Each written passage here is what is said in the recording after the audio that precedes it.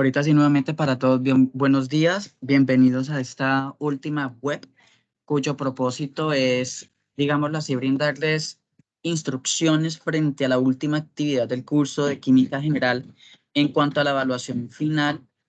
POC es una prueba objetiva cerrada en la cual su realización, pues más adelante se le va a comentar. Entonces, en primera instancia, les voy a mostrar en cuanto a la parte de dónde se debe presentar dicha actividad en la plataforma del campus virtual. Entonces, permítanme, les presento el espacio en donde se debe realizar. Entonces, cuando ustedes vayan a ingresar al campus virtual, ¿cierto? Con su clave, con sus credenciales, inmediatamente se van a dirigir al curso de Química General y a partir de allí se van al entorno de evaluación. Cuando ustedes inmediatamente den clic en el entorno de evaluación, se van a dirigir a la evaluación final, que es la tarea 6, denominada evaluación final POC, cuestionario de evaluación. Ustedes inmediatamente allí dan clic e inmediatamente les va a dar una serie de instrucción en el cual dice lo siguiente. El cuestionario consta de 20 preguntas aleatorias de selección múltiple con única respuesta para ser desarrolladas en 2 horas dentro del plazo que se ha establecido en la agenda del curso. Entonces, esa agenda del curso, ¿qué me dice? Me dice que esta prueba se va a habilitar este 3 de diciembre y finaliza el 4 de diciembre a las 11:55 de la noche. Es decir, que vamos a tener sábado y domingo para presentar esta actividad. Fecha de retroalimentación, es decir, que en ese momento les debería aparecer ya la nota final de esta prueba el 5 de diciembre. Por tanto, es importante programar sus actividades y no dejar para último momento. Contamos con 2 intentos y tiene una valoración sumativa de 125 puntos de la nota final. Entonces, para comenzar a responder el cuestionario, se da clic en la opción de previsualizar el cuestionario y una vez finalizado debe de contestar todas las preguntas y al finalizar tiene que enviar el cuestionario, ¿vale? Entonces, para recordarles, se abre el 3 de diciembre a las 12 de la medianoche y se cierra el 4 de diciembre a las 11:55 de la noche. Cuenta con 2 horas para realizarlo en 2 intentos. Recordándole que aquí en este caso, de los 2 intentos se toma la calificación más alta. Por otra parte, la intención de este proceso, ¿cierto? Es explicarles a ustedes o recordarles nuevamente las temáticas que se van a evaluar. Entonces, recordándoles que hemos realizado alrededor de 1, 2, 3, 4, 5 temáticas, ¿cierto? Una de ellas correspondiente a materia y reactividad, otras correspondiente al estado de agregación, disoluciones y gases y todo lo que tiene que ver con reacciones químicas. Por ende, esta tiene una puntuación máxima de 125 puntos. Nuevamente, pues les reitero, son 25 preguntas con 2 intentos en 2 horas de realización. Aún así, ¿qué van a necesitar ustedes al momento de realizar esta actividad o esta tarea? Es responsabilidad del estudiante contar con los siguientes recursos: una calculadora científica, los conocimientos adquiridos durante todo el curso, lápiz y papel, buena conexión a Internet. Entonces, para aquellas personas que tienen dificultades de conexión, procurar que para ese día o esos días, pues contemos con una buena red de Internet. Aún así, pues contar con la tabla periódica.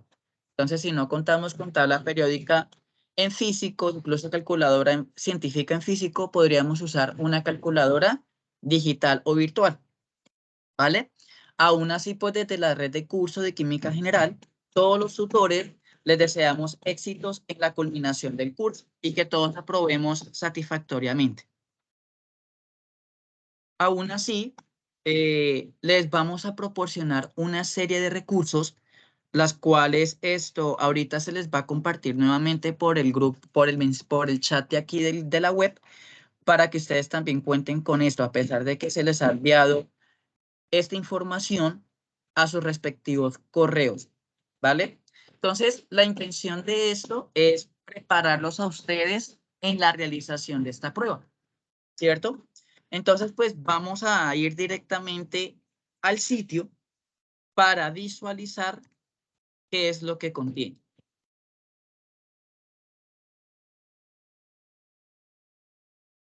Entonces, esta página o este sitio va a contener algunos simulacros, ¿cierto? De las temáticas que hemos visto.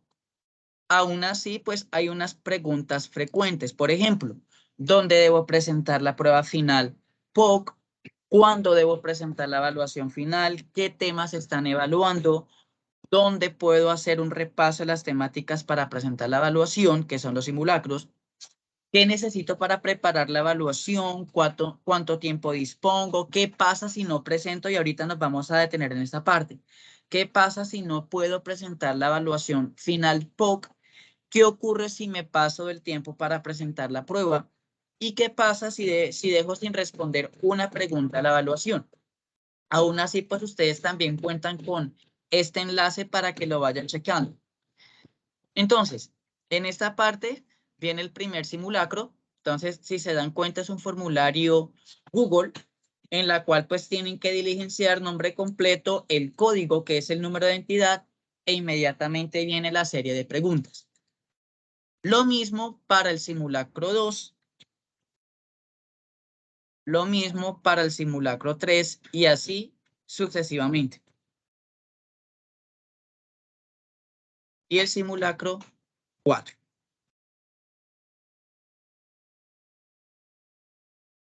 Vámonos con esa pregunta para dejarla bien en claro. ¿Qué pasa si no puedo presentar la prueba, la evaluación final POC? Dice, si usted no puede presentar la evaluación final en las fechas previstas en la agenda del curso, debe tener en cuenta el artículo 63, capítulo 7 del Reglamento General Estudiantil, Acuerdo 0029 del 2013, la cual citamos a continuación. Acuerdo 0029 de diciembre 13 del 2013, por el cual se expide el reglamento estudiantil y se dictan otras disposiciones. Capítulo 7 de la evaluación y la promoción académica. Artículo 63, examen supletorio. Cuando por razones de fuerza mayor o caso fortuito debidamente demostradas, en los términos establecidos por el Código Civil colombiano, el estudiante no pueda cumplir con fecha prevista para la presentación de la evaluación final, la universidad podrá realizar un examen supletorio previa inscripción en el sistema definido por el tal fin y por el pago, y el pago de los derechos pecuniarios correspondientes, ¿vale? Es en cuanto a las personas que no pueden realizar la prueba. ¿Qué pasa si se pasa el tiempo? Si se pasa así sea un segundo en el tiempo establecido para la presentación de esta evaluación en línea, el sistema le registra como nota definitiva de 0. ¿Y qué pasa si dejo sin responder una pregunta? Entonces, si no se responde alguna pregunta o se deja abierto el cuestionario sin dejar la opción guardar y enviar, la nota de la evaluación final será de 0 y no se abrirá nuevamente. Entonces, para que por favor tengan en cuenta bien estas preguntas con sus respectivas respuestas para no tener dificultades. Por eso, en cierta medida, les mencionamos y tenemos esta web. Aún así, en la parte izquierda ustedes van a encontrar los contactos, las web y las citas, ¿vale? Es en cuanto a la parte de cómo desarrolló la tarea. ¿Alguna duda, pregunta, inquietud?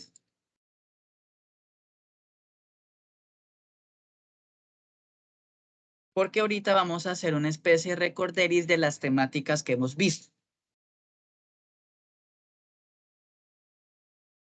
Porque, por ejemplo, estos son las temáticas que se les va a evaluar.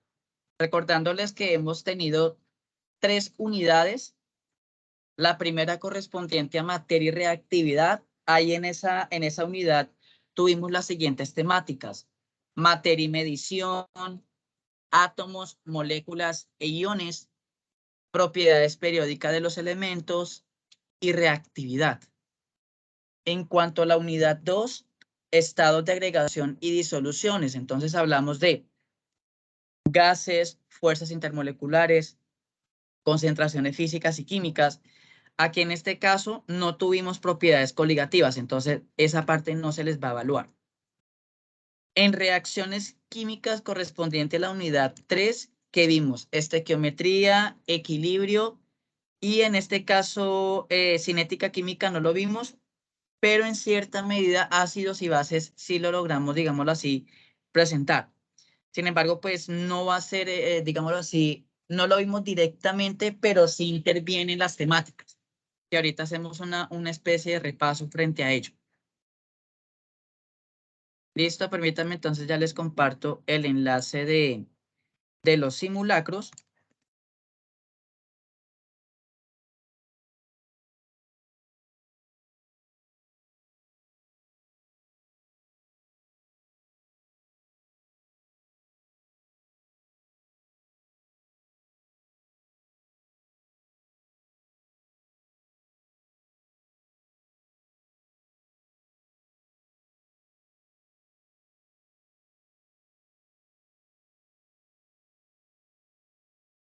Listo, ahí les comparto el enlace del simulacro.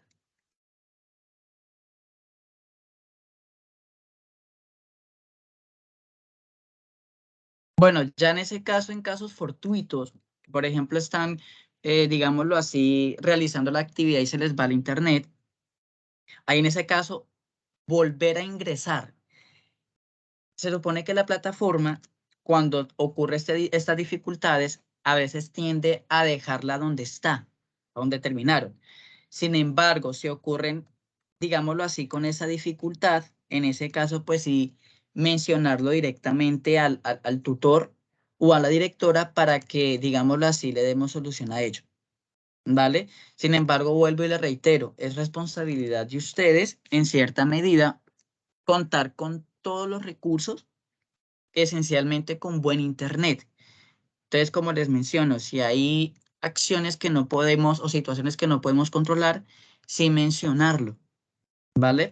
Y no mencionarlo sobre la fecha de cierre, sino antes, ¿vale? Listo, por aquí me hablan que hay muchas variables a trabajar. Sí, por eso aquí en este caso vamos a realizar una serie de repaso de las temáticas, como por ejemplo, en materia y medición. Entonces aquí nosotros hablamos de unidades de medición. Entonces, muchas propiedades de la materia son cuantitativas, es decir, están asociadas a los números. Por eso, en cierta medida, nosotros vimos lo que le llamamos conversión de unidades, ¿cierto? En donde les hemos sido bien claros en cuanto a la utilización del punto y el coma. Resulta que las calculadoras no son hechas en, digámoslo así,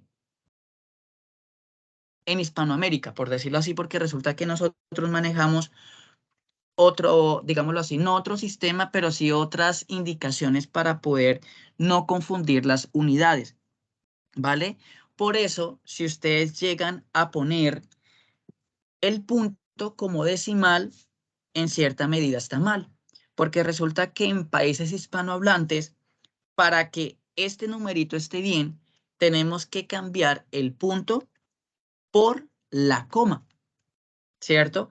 Aún así, recuerden que la conversión de unidades también modifica las cosas.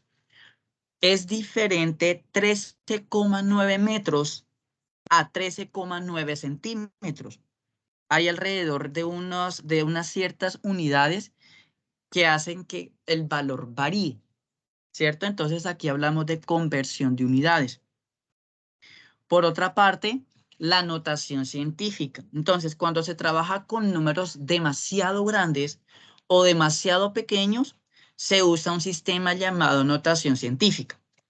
Esta notación científica usamos la potencia de base en 10, ¿cierto? ¿En qué consiste? Va a tener una unidad, ¿cierto? Y esa unidad va a estar multiplicada por una potencia de base 10 con su debido exponente. Entonces, este C es un coeficiente el cual debe estar entre 1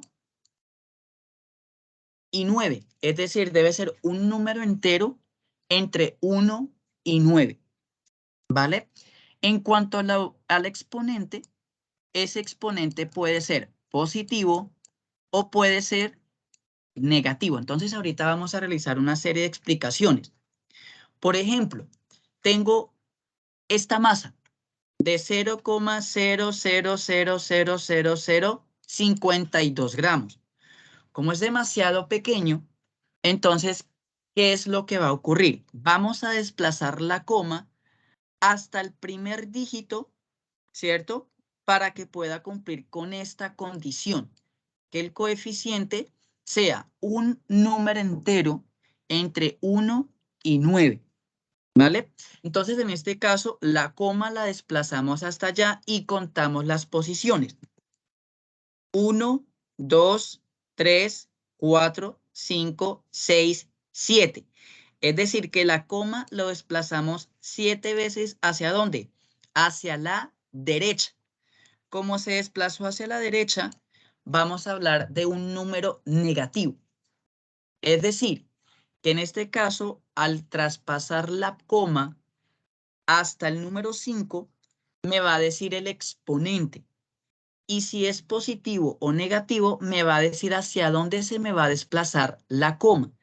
Como la coma se me desplazó hacia la derecha, el exponente va a ser negativo. Entonces, ¿cómo quedaría aquí la solución? 5,2 por 10 a la menos 7 gramos. Y así lo hacemos con las demás.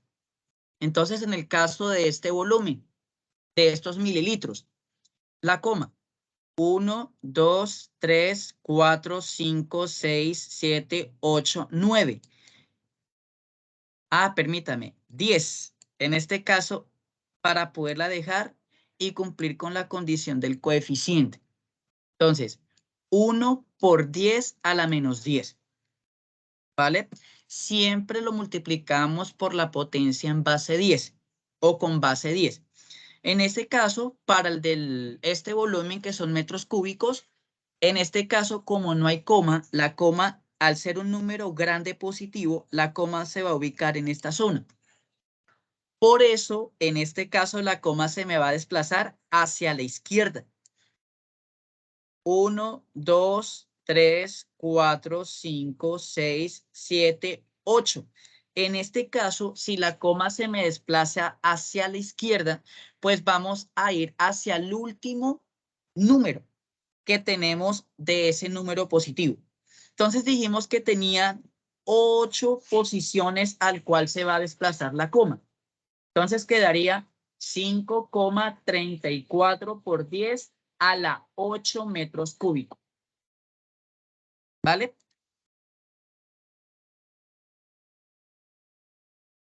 Por otra parte, en este caso, bueno, tenemos aquí la solución. Recordemos el número en base 10. Tenemos el exponente positivo. Me está queriendo decir que el número es demasiado grande. Tenemos 3 cifras significativas, pues, para buscar la precisión de los datos. Entonces, acá en este caso, volvemos a realizar esta serie de ejercicios. Entonces, por ejemplo, tenemos aquí el 0,0054 kilómetros. Tenemos 2 cifras significativas. Recordemos que aquí en este caso las cifras significativas son aquellas cifras que son diferentes de 0 o aquellos dígitos que son diferentes de 0. Entonces, acá en este caso tenemos 2 cifras significativas y aquí en esta tenemos 3 cifras significativas. ¿Vale? Para dejar en claro esta parte.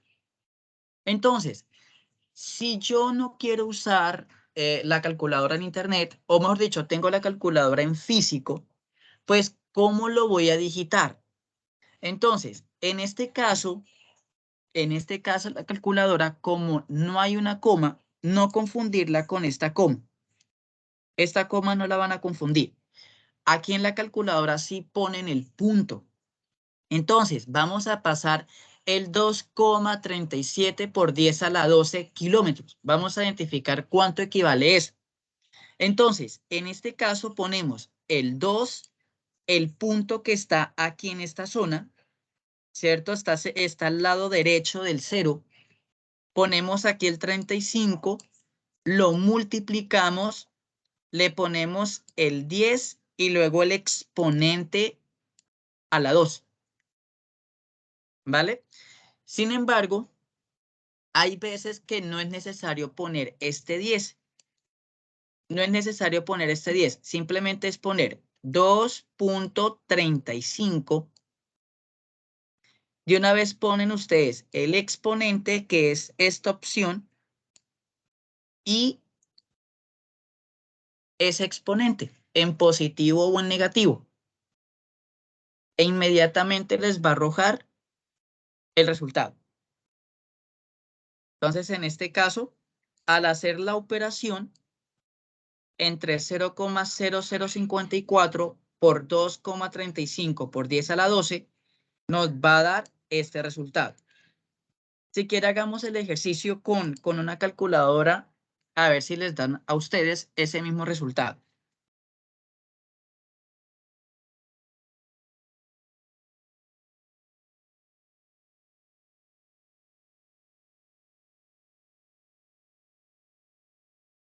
A ver, corrobórenme, porfa, si este resultado da.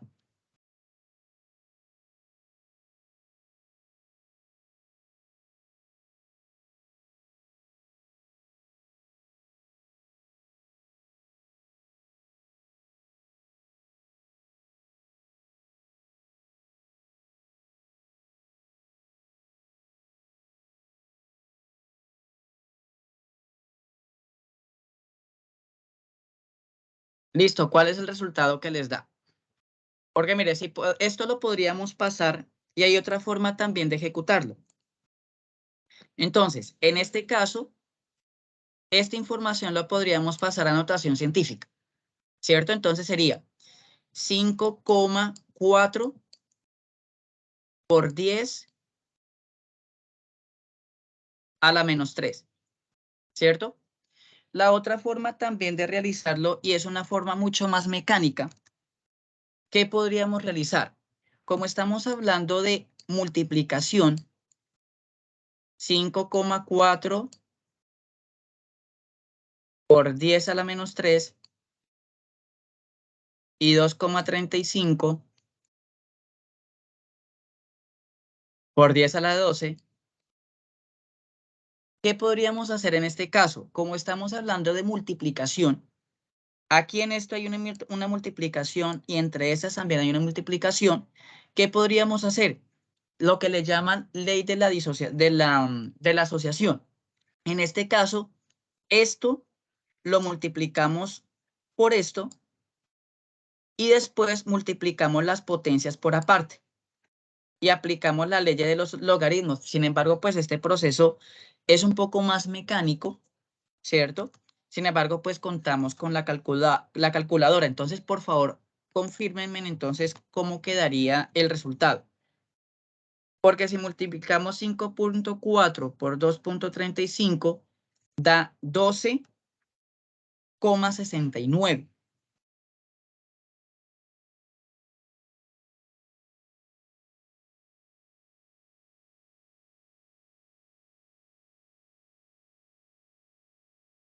Da 12,69.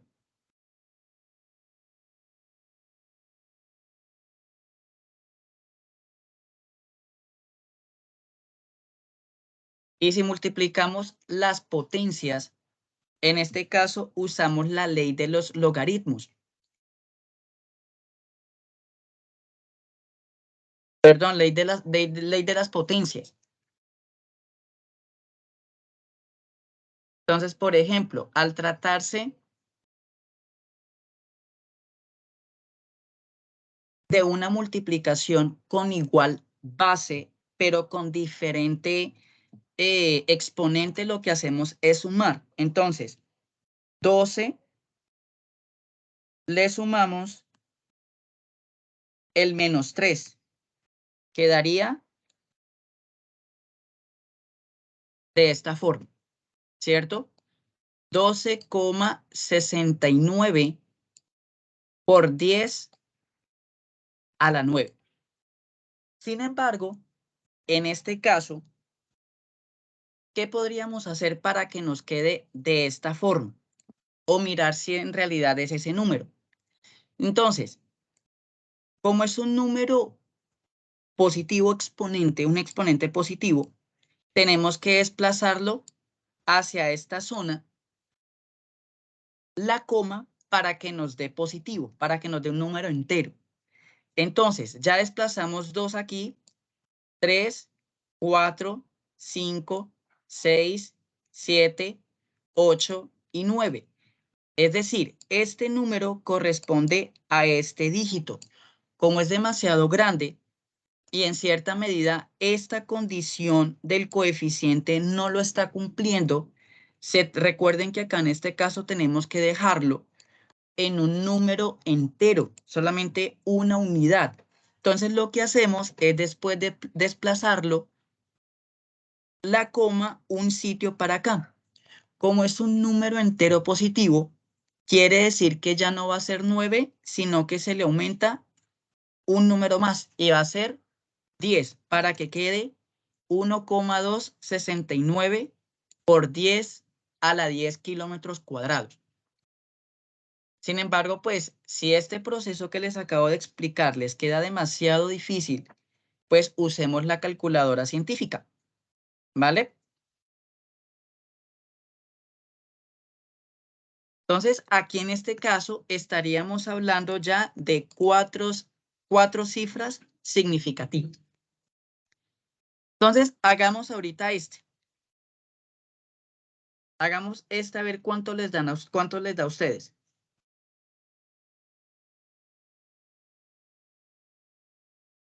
Mientras tanto, yo lo voy haciendo con el método que les acabo de explicar. Aunque aquí estamos realizando es una resta. Aquí el proceso cambia con la multiplicación. ¿Vale? ¿Cómo les quedaría?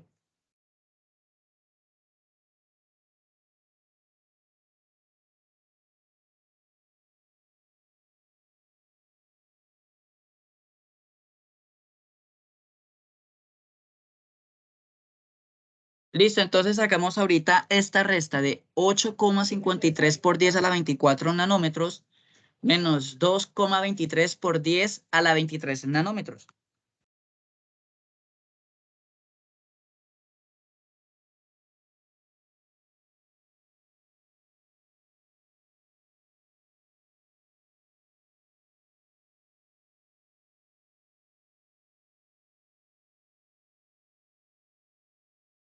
Bueno, aquí dice que les da menos 1,90219 por 10 a la 48.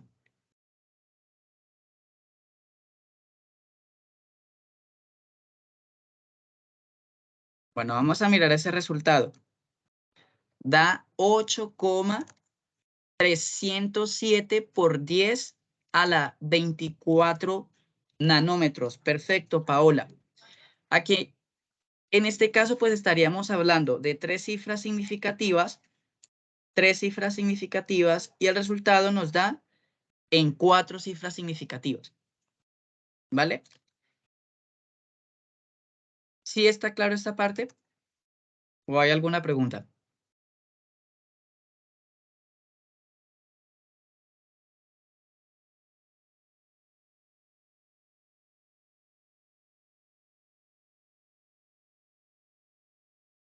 Aún así, pues les voy a compartir la respectiva calculadora virtual para que en caso tal de que la deseen utilizar,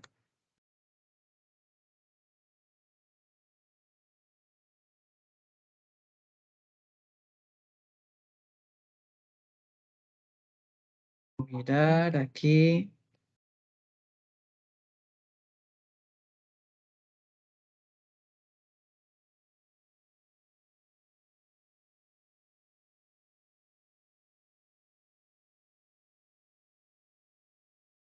Listo, ahí les acabo de compartir la calculadora virtual.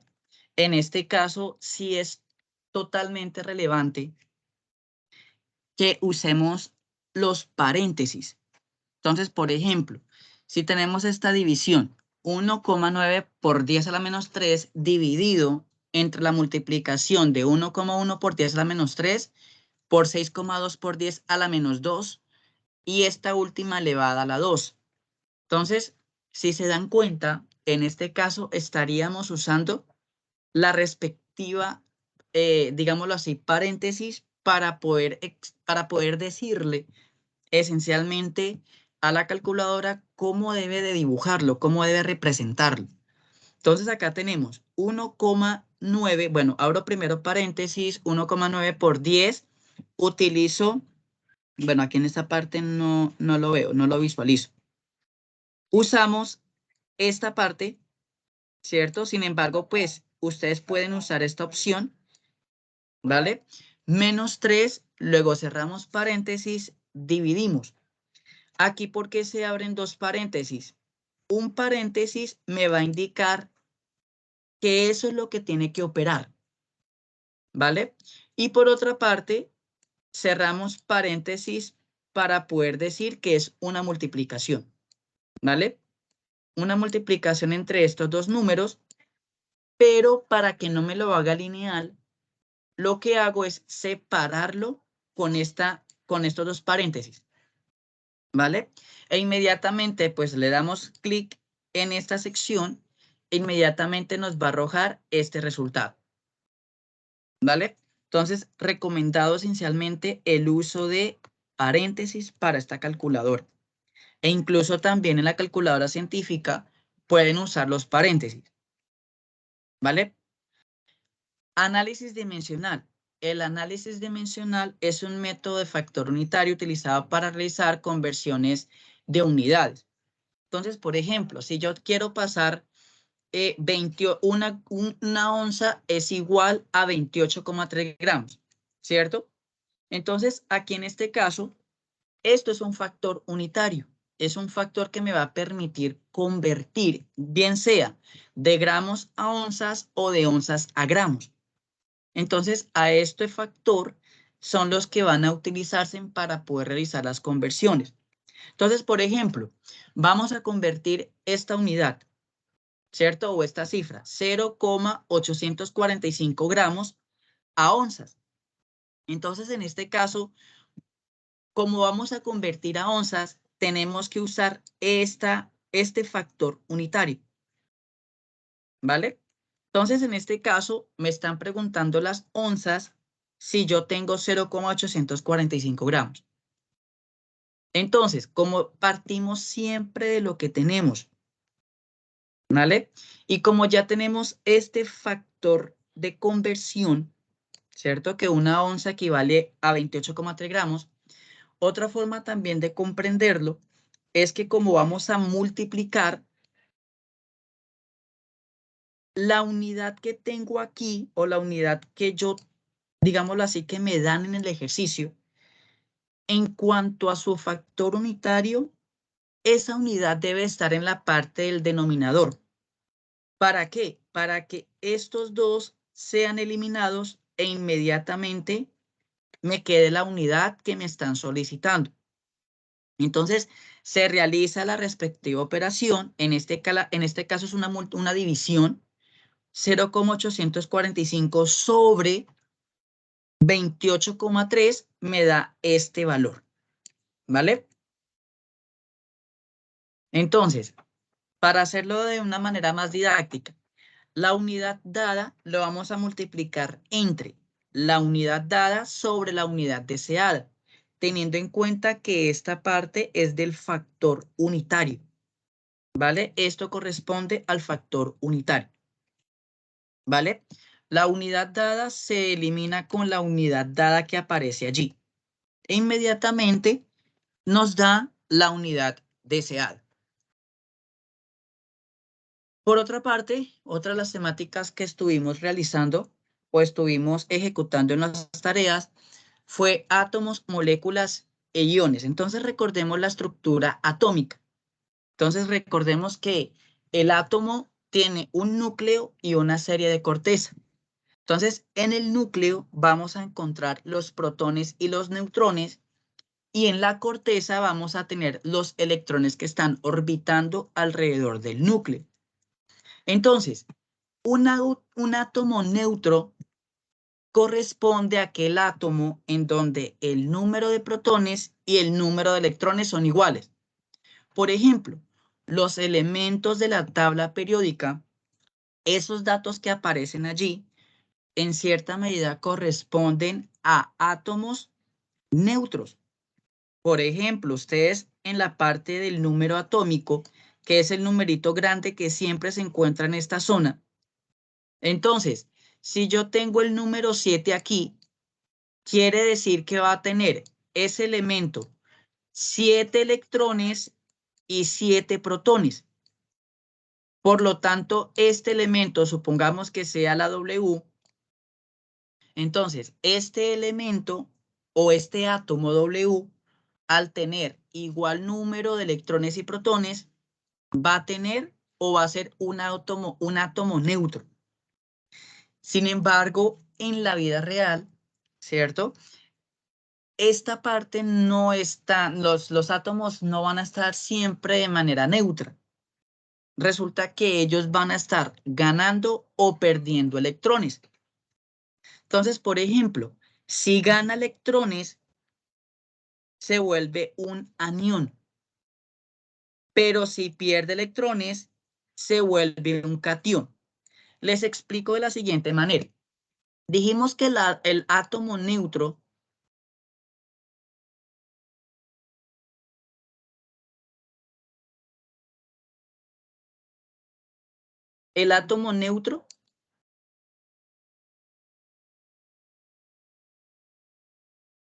tiene igual protones e igual electrones. Hagan de cuenta que vamos a realizar una serie de resta. Entonces, 7 positivos que corresponden a los protones y 7 negativos que corresponden a los electrones. Entonces, 7 menos 7 da 0. Por lo tanto, la carga va a ser neutra. Miremos a ver si, por ejemplo, gana un electrón. Es decir, ya no va a tener 7, sino que va a tener 8. En este caso nos va a quedar en menos 1. Por lo tanto, este signo me está diciendo que digámoslo así, el átomo, como está ganando un electrón, se me va a convertir o se me va a poner de una carga negativa. Y a eso le llamamos anión. Negativa. Pero si este átomo me pierde un electrón, ya no va a ser 7, sino que va a ser 6. Inmediatamente se me va a volver positivo, ¿cierto? 7 menos 6 da 1. Entonces se me vuelve con carga positiva y a eso le llamamos un catión, porque perdió electrones. A eso le llamamos de esta forma, al átomo neutro y a los átomos con carga. Entonces, miremos estos ejercicios. Siempre en la parte superior izquierda lo tienden a poner el número atómico, ¿cierto? Luego siguen. En ese caso, el número atómico me va a indicar el número de electrones, el número de protones. Luego viene la masa atómica. Recordemos que la masa atómica es la sumatoria entre protones y neutrones, ¿vale? Entonces, en este caso, en el caso del cobalto, va a tener 27 protones, va a tener 27 electrones, va a tener una masa, un número de masa, un número másico de 59. Entonces la pregunta es, ¿cuánto vendría siendo la cantidad de neutrones que tiene el cobalto? Entonces aquí lo que tenemos que hacer es despejar esta información. Es decir, si A, que es el número másico, o masa atómica es igual a la sumatoria de protones más neutrones. Y si yo quiero averiguar esto, lo que hacemos es restar.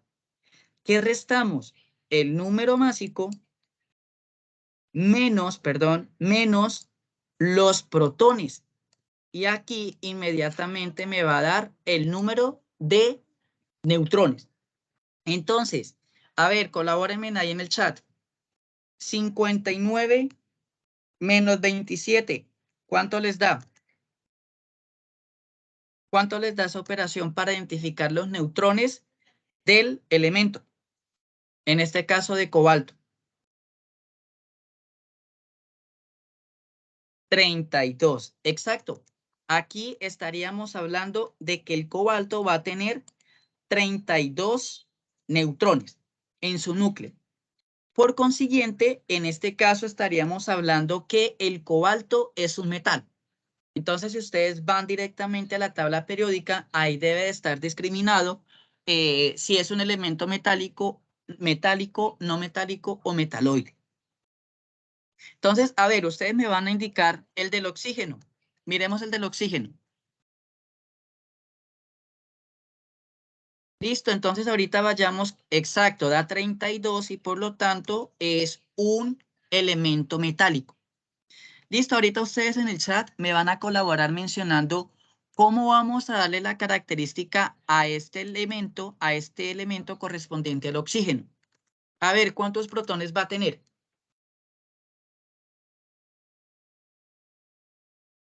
¿Cuántos protones va a tener el oxígeno? 8, perfecto, Luisa. ¿Cuántos electrones? Perfecto, 8. ¿Cuál vendría siendo el número másico o el número de masa?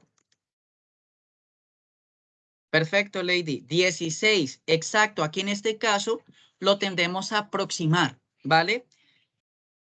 Listo, aquí el número de masa es 16. ¿Cuánto vendría siendo los electrones, los neutrones, perdón? Los neutrones, ¿cuántos valdrían? 8, perfecto, Angie. Por lo tanto, en este caso, estaríamos hablando de un no metal, ¿vale? Entonces, el átomo es un modelo. O sea, lo que nosotros estamos haciendo aquí es realizar un modelo. Entonces, el átomo es la muestra representativa más pequeña de un elemento, en este caso, átomo neutro.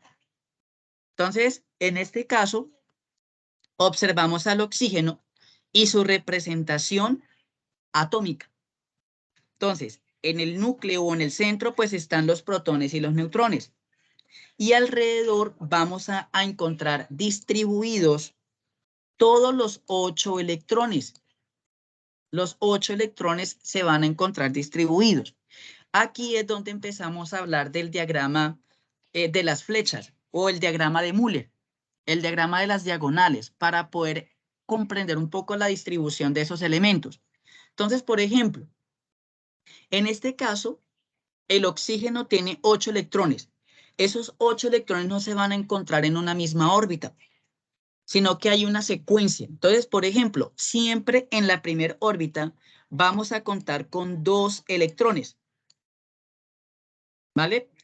En la siguiente vamos a encontrar como máximo 8 electrones, ¿vale? En este caso, el oxígeno, como tiene 8 electrones en total, quiere decir que en el primer nivel va a ubicar 2 de sus elementos y en la segunda órbita va a colocar las demás. Es decir, como ya ocupó la primera órbita con 2 electrones, nos quedaría faltando 6. Por tanto, estas van a ir inmediatamente a su siguiente órbita, que las estoy poniendo aquí de color azul. Y si las contamos, dan 8. ¿Vale? Lo mismo para el caso del hidrógeno. En el caso del hidrógeno, pues como tiene un solo electrón, por lo tanto va a estar en una sola órbita. En el caso del carbono, el carbono en su primer orbital va a ocuparlos con 2 electrones y en la siguiente va a corresponder a los 4 que le hacen falta para que la sumatoria de electrones le dé 6. Y esto le dan características específicas. Por ejemplo, si tienen 2 orbitales, quiere decir que va a estar en el periodo 2. Si tiene un orbital, está en el periodo 1. En este caso, el carbono estaría en el periodo 2, ¿vale? Y su última, digámoslo así, la cantidad de electrones que hay en su última órbita me va a indicar el grupo. Entonces, por ejemplo, en el caso del oxígeno, en su última órbita contamos con 6 electrones. Quiere decir que el oxígeno va a estar en el grupo 16. En el caso del hidrógeno, pues va a estar en el grupo 1. Y en el caso del carbono, ¿en cuál grupo va a estar?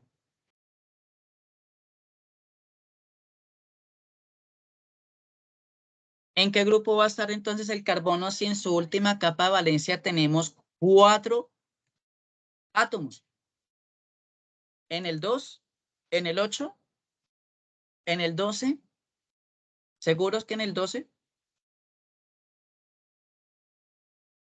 En su última capa de valencia, ¿cuántos electrones tenemos?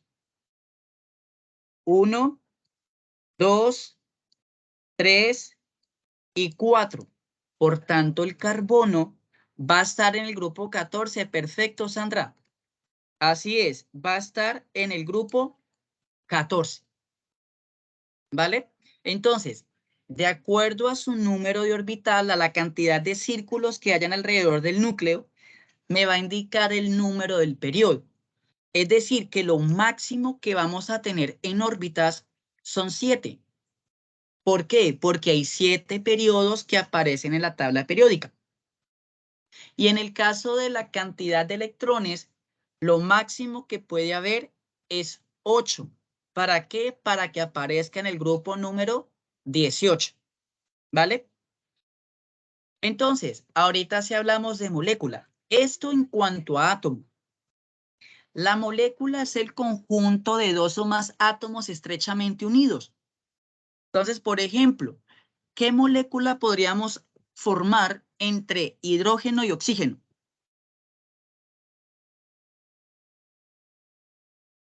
¿Qué molécula podríamos armar o digámoslo así, tener entre hidrógeno y oxígeno? Agua, perfecto, Uber. Pero resulta que el agua es H2O, ¿cierto? Y aquí en esta parte entraríamos a hablar de la ley del octeto. Entonces, el oxígeno tiene, digámoslo así a nivel molecular, o le llaman oxígeno gaseoso, va a estar de a 2, ¿cierto? Pero en este caso, al entrar en contacto con hidrógeno, inmediatamente se me forma el agua. Vamos a ver. Ya para el caso del carbono, hidrógeno y oxígeno, pues ya estaríamos hablando de compuestos orgánicos e inorgánicos. Por ejemplo, el dióxido de carbono es una molécula inorgánica, ¿cierto? Pero contiene carbono y oxígeno. El metano, que es una molécula orgánica, tenemos el carbono, que es central, y este que está unido a 4 átomos de hidrógeno, ¿vale? En cuanto a ion, si un átomo neutro le quitamos o le agregamos electrones, se forma una partícula cargada llamada ion. Entonces, el ion es un átomo con carga. Entonces, por ejemplo, en el caso del sodio con el cloro, el sodio le va a transferir un electrón al cloro. Entonces, ¿qué me va a pasar? Como el sodio perdió un electrón, ¿se acuerda lo que les había explicado de cuando hablamos de un átomo, de un catión y de un anión? Pues resulta que acá sería similar. Como el sodio perdió un electrón, se vuelve positivo. Y como el cloro ganó un electrón, se me vuelve negativo. Es decir, que en este caso, este vendría siendo un anión porque ganó un electrón y este vendría siendo un catión. Y con eso se forma el cloruro de sodio. Entonces, el catión, que es positivo, es un átomo cargado positivamente debido a la pérdida de electrones. Y el anión es el átomo cargado negativamente debido a la ganancia de electrones. ¿Vale? Entonces aquí tenemos la representación del cloro y del sodio. Carga neta de +1, carga neta de -1 respectivamente. ¿Sí está claro esta parte? ¿O hay alguna pregunta?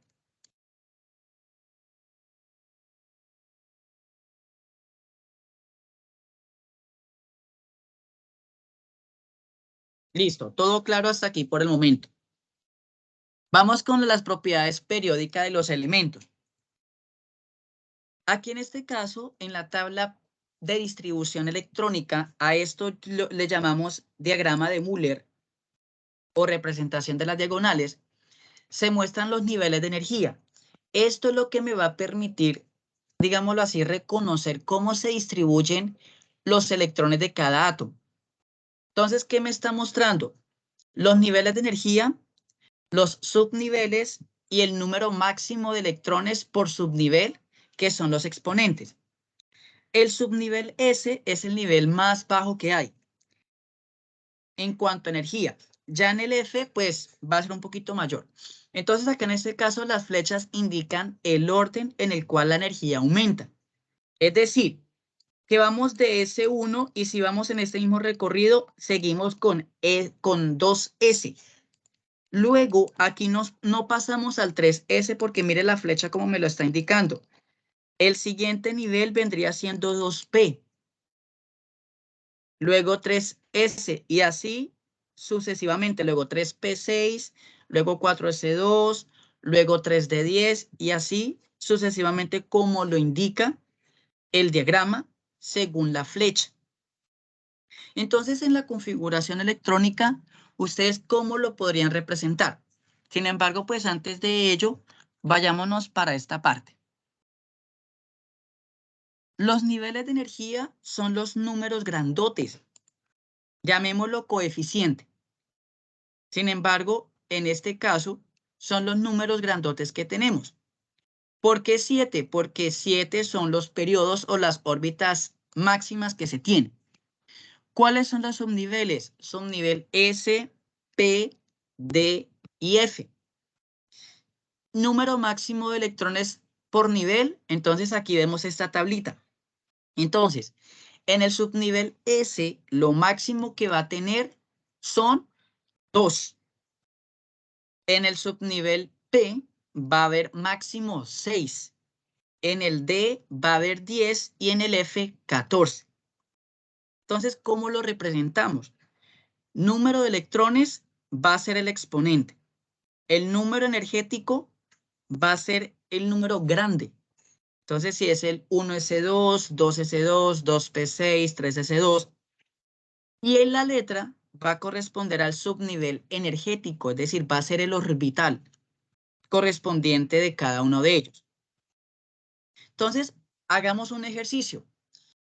Recordemos que ustedes aquí van a encontrar una simbología. Entonces, esta simbología corresponde a lo siguiente. El símbolo químico de la tabla periódica, en la parte de arriba vamos a tener el número másico y en la parte de abajo el número atómico. Entonces, en este caso tenemos al carbono. El carbono tiene un número másico de 12 y un número atómico de 6. Para hacer la configuración electrónica nos vamos a basar en esta. Es decir, que va a tener 6 protones y en este caso para la configuración electrónica nos vamos a basar en los electrones. Entonces vamos a mirar cómo se estaría distribuyendo. Como el carbono tiene un número atómico Z de 6, la configuración electrónica quedaría de la siguiente manera. Partimos siempre, en este caso, pues del primero, que es 1s2. Continuamos con la flecha y nos dice que queda 2s2. Entonces, aquí en este caso hay que tener en cuenta los exponentes y los sumamos. En este caso, como ocupó todos los electrones para este subnivel, entonces va a tener 2. Aquí los ocupó nuevamente todos, tendríamos 4. Entonces, si nos vamos para acá, en este subnivel P, el máximo número es 6. Pero resulta que si ponemos el 6 con los 4 que ya tenemos acá, si le ponemos aquí 6, se nos va a pasar y ya no va a ser carbono, porque ya no va a tener la misma cantidad de electrones. Entonces, en este caso nos faltaría tan solo 2 para que nos complete una sumatoria de 6. Aquí nos faltaría tan solo 2 electrones para que se nos complete los 6 electrones totales que tiene el carbono. Entonces, por tanto, aquí en este caso no se pone 2p6, sino que se pone 2p2. ¿Vale? Y esta sería la configuración electrónica del carbono. ¿Qué podríamos inferir? Por ejemplo, en este caso, el número mayor entre este grandotote, este y este, ¿cuál es el mayor? El 2, ¿cierto? Por lo tanto, me está confirmando que el carbono va a tener su máximo nivel de energía 2. Por lo tanto, va a estar en el periodo 2. ¿Cuál es el subnivel? En este caso, el subnivel mayor va a ser P. Entonces, por tanto, va a estar en el subnivel P.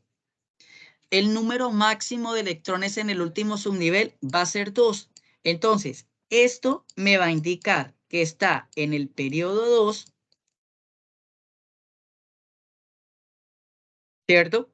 Y en el caso, pues la sumatoria de esta parte me va a indicar el periodo, el grupo.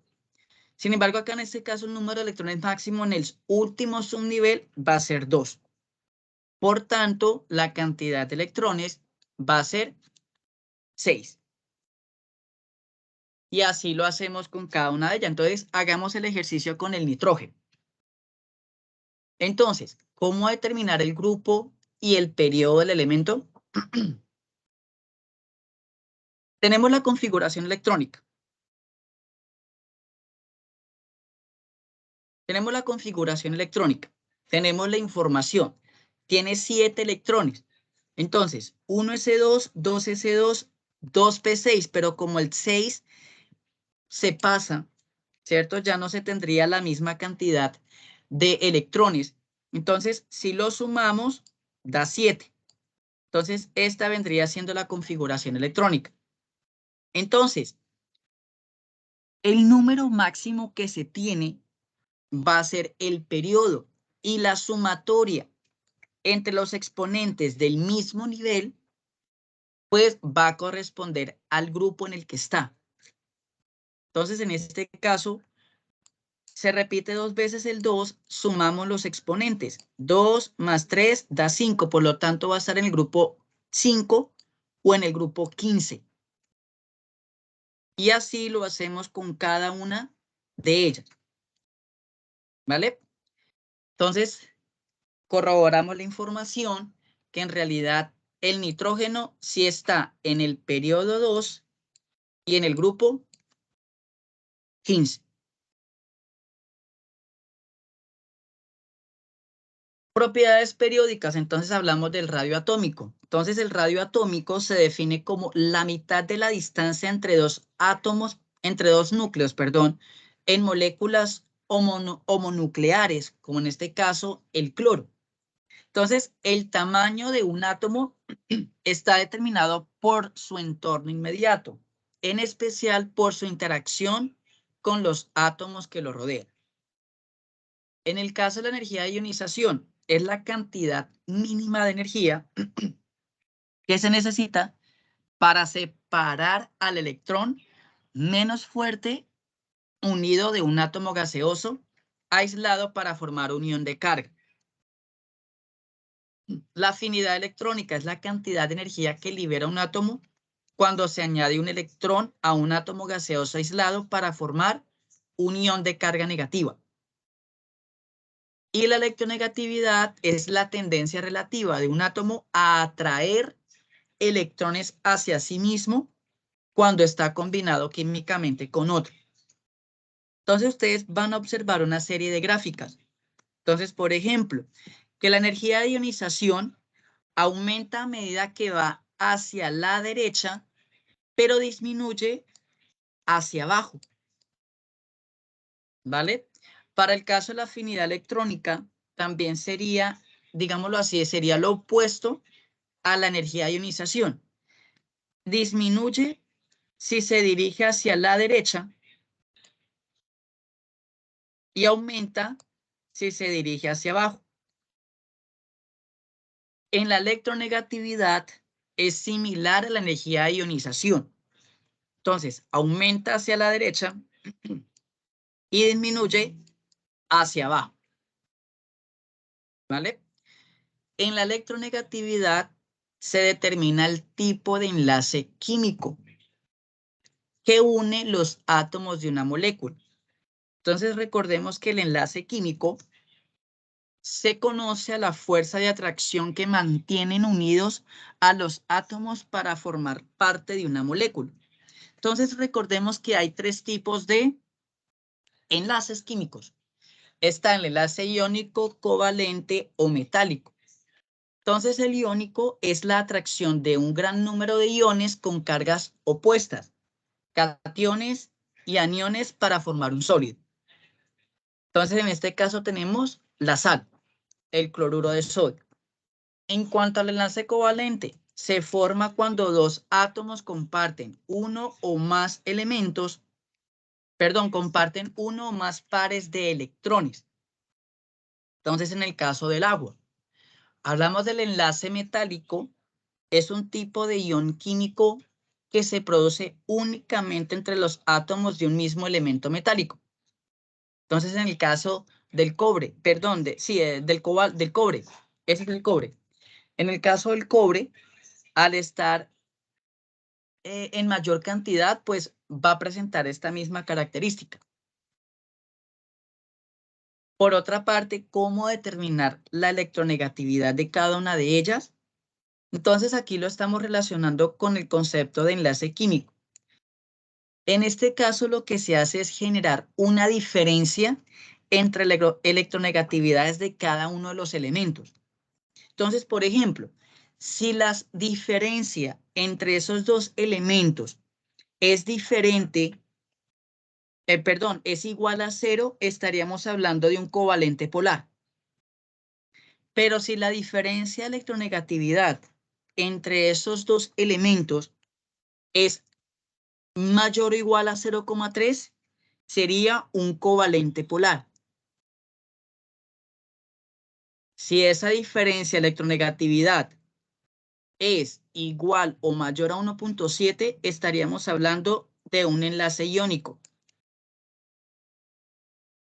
Lo mismo para el caso, en este caso iónico, que es menor o igual a 4. Entonces, si supera esa diferencia de 4, pues va a corresponder a un enlace metálico, ¿vale? Entonces, miremos la diferencia de electronegatividad del cloruro de sodio. El sodio tiene una electronegatividad de 1 y el cloro tiene una electronegatividad de 3. Entonces, como estamos hablando de diferencia de electronegatividad, dijimos que el cloro es de 3 y esto le restamos el del sodio, 1. Entonces, 3 menos 1 da 2, ¿cierto? Entonces, como 3 menos 1 da 2, quiere decir que es un enlace iónico. Miremos el del metano. A ver, colabórenme ustedes. ¿Cuál vendría siendo esa diferencia de electronegatividad? Entre el hidrógeno, que es 2,1, y el carbono, que es 2,5. ¿Cuánto da esa diferencia?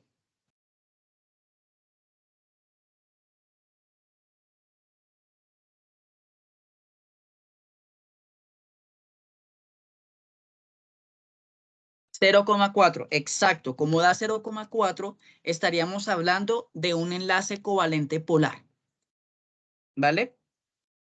Es en cuanto a la parte de propiedades periódicas de los elementos. Tenemos aquí el concepto de reactividad. Entonces, tenemos que reconocer que es una reacción química. Entonces, es un proceso durante el cual una sustancia o sustancias cambian de forma de una a más sustancias nuevas, ¿vale? Entonces, en este caso, estaríamos hablando que ocurre cuando hay cambios de color, hay desprendimiento de gases o hay liberación de energía o incluso absorción de energía y formación de precipitado. Entonces, si tenemos alguna de estas, digámoslo así, como consecuencias, estaríamos hablando de una reacción química, ¿vale? Entonces, por ejemplo, acá en este caso, el nitrógeno gaseoso más el hidrógeno gaseoso me produce amoníaco. Estos dos son reactivos. Recuerden que lo que va antes de la flecha serían reactivos y lo que van después de la flecha son los productos. Esto me va a significar algo muy importante. Si vemos así esta representación de dos flechas, quiere decir que es reversible. Es decir, que en este caso, los reactivos forman productos y los productos pueden llegar a formar reactivos, ¿vale? Pero si vemos una sola flecha, estaríamos hablando de una ecuación o una reacción irreversible. Entonces, Lavoisier observó que la masa total de todas las sustancias presentes después de una reacción química es igual a la masa antes de la reacción. Entonces, aquí es donde decimos que la masa no se destruye, ni se crea, sino que se transforma, ¿vale? Entonces, hablamos de la ley de la conservación de masas. Entonces, dentro de la reacción química, hay unos coeficientes estequiométricos. ¿Para qué? Para poder llegar a hablar de la ley de la conservación de masas. Entonces, lo que hacemos es equilibrarlo. Entonces, ¿cómo lo equilibramos?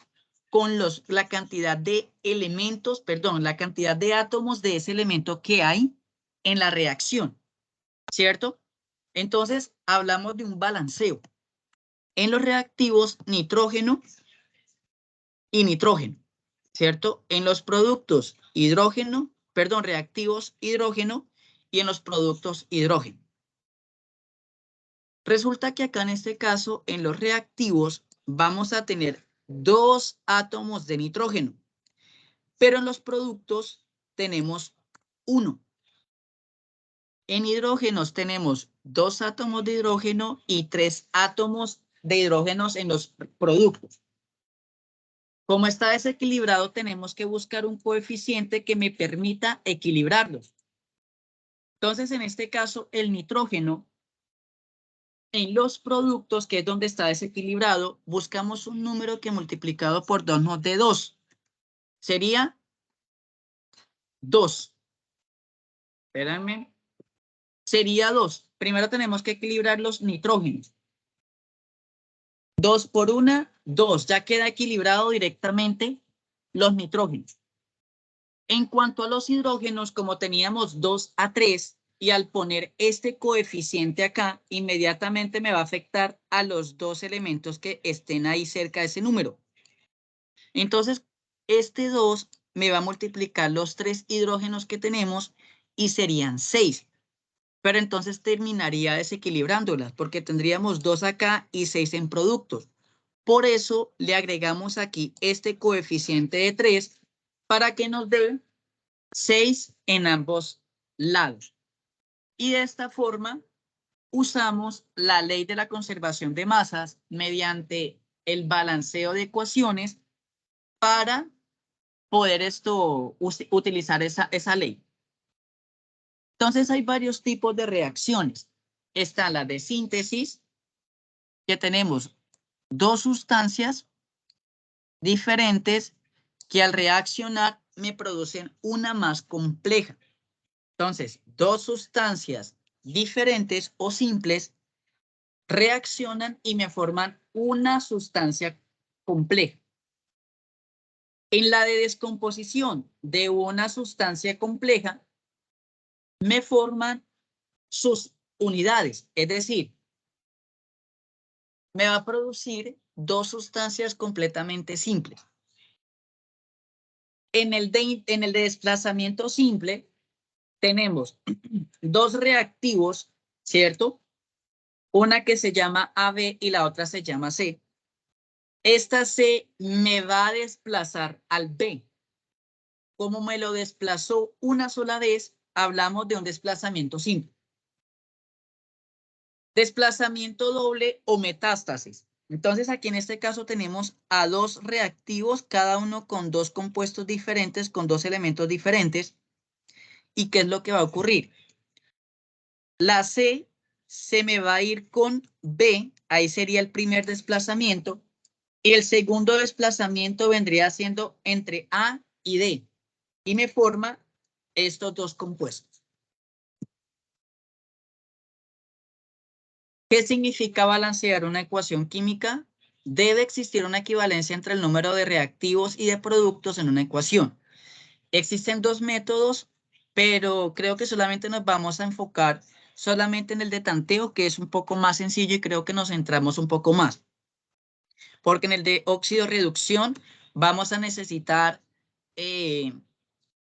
grados de valencia, ¿vale? Entonces acá en este caso en el balanceo de tanteo, pues es un poco más directo, ¿cierto? Entonces, este método resulta más fácil si balanceamos los métodos de los átomos o los elementos de la siguiente manera. Primero los metales y o no metales, después los oxígenos y de último los hidrógenos, para tener una mayor facilidad de balanceo. ¿Vale? Que fue el que les expliqué previamente con el del amoníaco. En cuanto a los gases, su comportamiento puede ser descrito mediante una serie de leyes. Entonces hablamos de la ley de Boyle, ley de Charles, ley de Gay-Lussac o la ley combinada de los gases. Entonces, en la ley de Boyle, ¿qué me está diciendo? Que en este caso la temperatura va a ser constante. Entonces, ¿cómo va a interactuar ese gas si variamos estos dos elementos? ¿Cierto? Estas dos variables, presión y volumen, a ver qué es lo que ocurre. Tenemos la ley combinada, perdón, la ley de Charles. La ley de Charles es donde me dice que la variable que va a ser constante ahorita va a ser la presión. Entonces, la presión al estar constante va a mirar qué es lo que ocurre entre la variable de volumen y temperatura. En el caso de Gay-Lussac, pues va a ser el volumen, el constante, para mirar a ver cómo interactúa el gas cuando varía presión y temperatura. Y en la ley combinada de los gases, pues la misma palabra lo dice, combina las tres leyes para mirar cómo interactúan entre sí cada una de ellas, ¿cierto?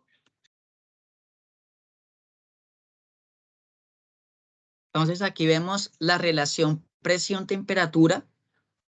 Una aclaración, en este caso hablamos de unas unidades absolutas. Entonces, la presión, que es la P mayúscula, se va a dar en unidades de atmósferas, perdón. El volumen, que se representa con la V mayúscula, su unidad absoluta son los litros. La temperatura son los Kelvin y los moles es el mol. Entonces, un ejemplo cotidiano de la ley de Gay-Lussac, tenemos la olla a presión, ¿cierto? Entonces, ¿qué me dice? Que la relación entre la presión y la temperatura, cuando el volumen es constante, va a ser directamente proporcional. Mira, la presión y la temperatura son directamente proporcionales. ¿Qué me dice la relación, la ley de Boyle? Es una relación de volumen a presión. Ustedes hagan de cuenta que ustedes están oprimiendo una jeringa, ¿cierto? En una jeringa, ustedes oprimen el émbolo y ahí estaríamos hablando de ley de Boyle, ¿cierto? Entonces, aquí en este caso, el volumen y la presión va a ser inversamente proporcional. Mira, inversamente proporcional cuando hablamos de esta forma. ¿Vale? Entonces, por eso, en este caso, ponemos la multiplicación de esta forma en la ecuación. ¿Vale? Ya en cuanto a la ley de Charles, que tiene que ver con el volumen y la temperatura cuando la presión es constante, un ejemplo claro son los globos aerostáticos. Entonces, aquí en este caso, el volumen y la temperatura, si se dan cuenta en la gráfica, son directamente proporcionales. A mayor temperatura, mayor volumen. Por lo tanto, son directamente proporcionales. ¿Vale? En el caso de la ley de Avogadro, es la relación de entre volumen y número de moles. Entonces, en este caso, son directamente proporcional el volumen con el número de moles. Por tanto, la constante P y T, perdón, aquí en este caso la constante, quienes van a ser constantes va a ser presión y temperatura. Por eso, en este caso hablamos también de la ley combinada de los gases, que en cierta medida la relaciona con lo anterior. En resumen, ecuación de la ley de los gases. 1. El volumen es directamente proporcional al número de moles y a la temperatura, pero inversamente proporcional a la presión. Por eso hablamos de la ley de los gases ideales, ¿cierto? Que P por B es igual a nRT.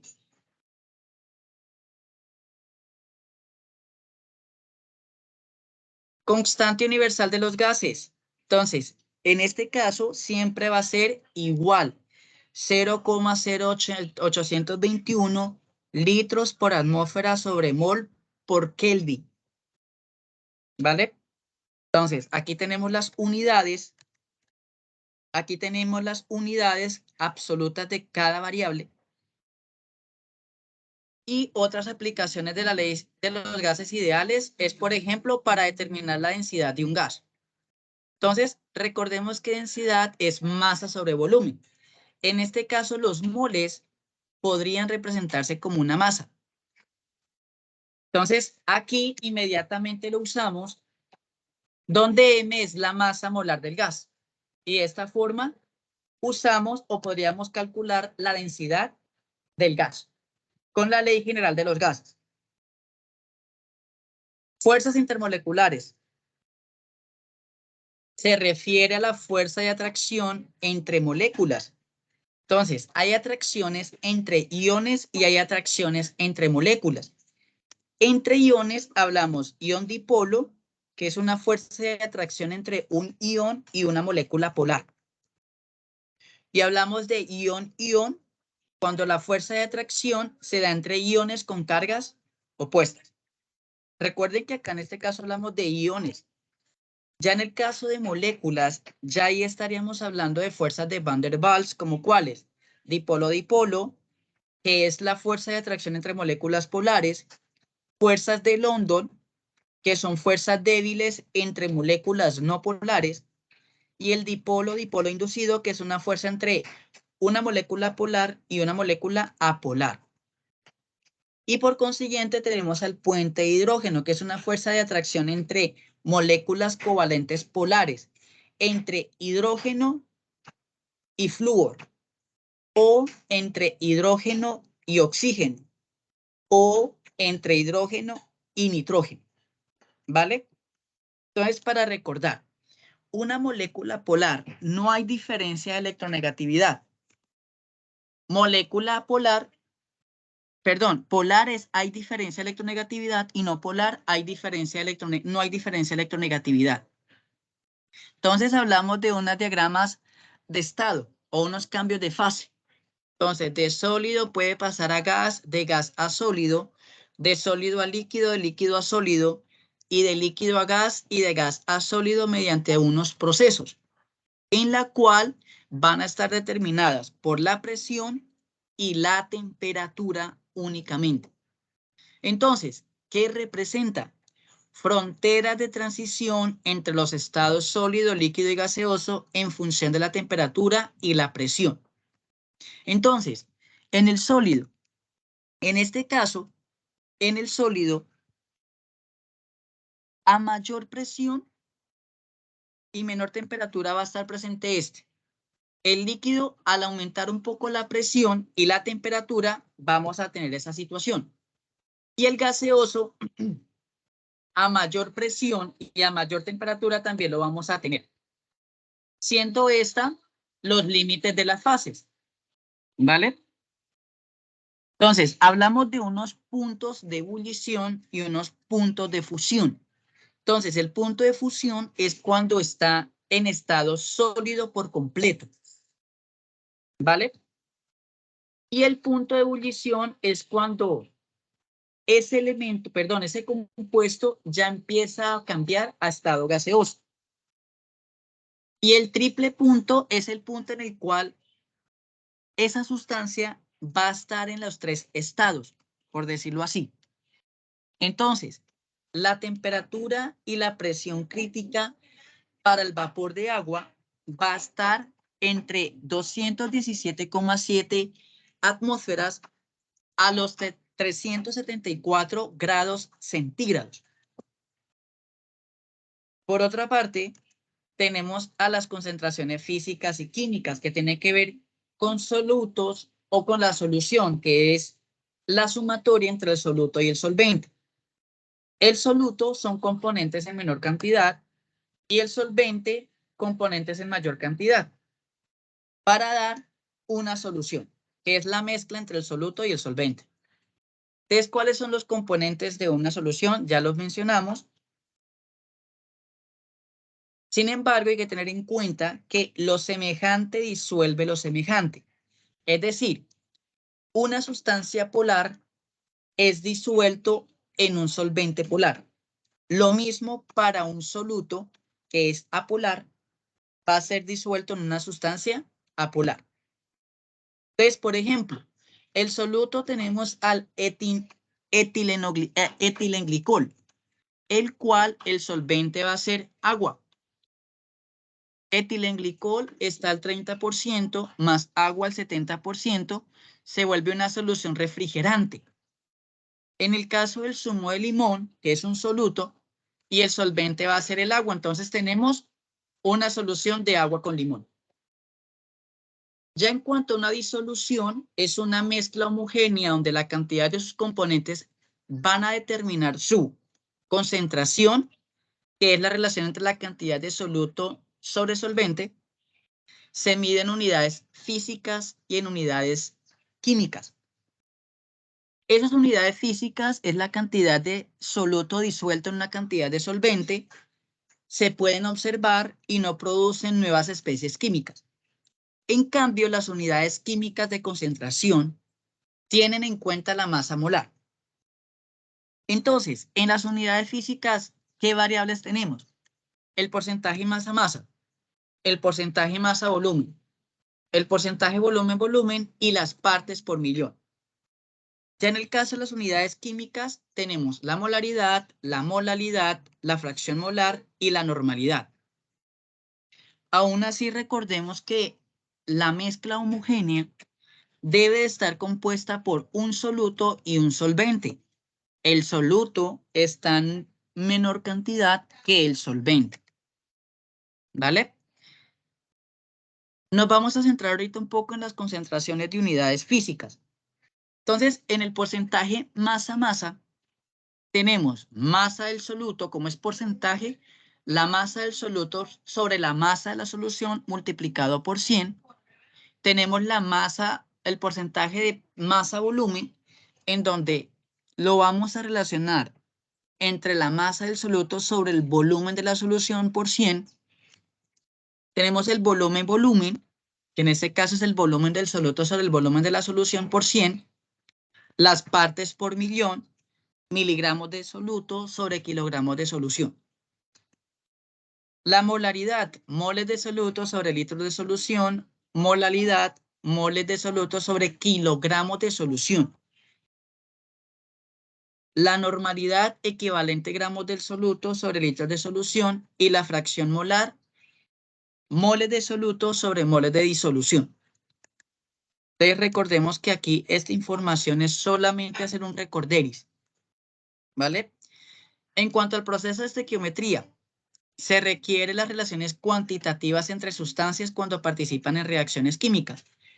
¿Cuáles son las ventajas? Describir con exactitud cuál reacción química, cualquier reacción química, ya sea que se realice en un análisis químico en la fabricación industrial de un material útil o bien que tenga lugar durante el metabolismo del cuerpo humano, que tiene que ver con la aplicación de las profesiones en las cuales están ustedes.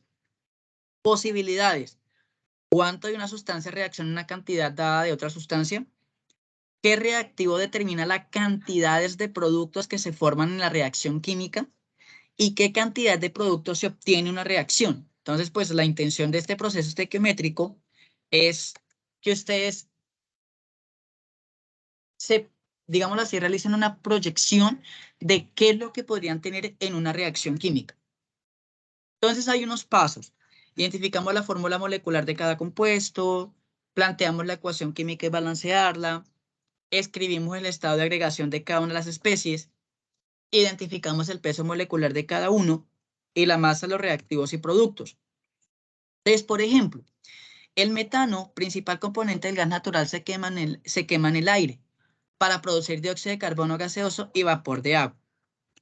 ¿Listo? Tenemos esto. Entonces, escribimos la reacción, luego la balanceamos,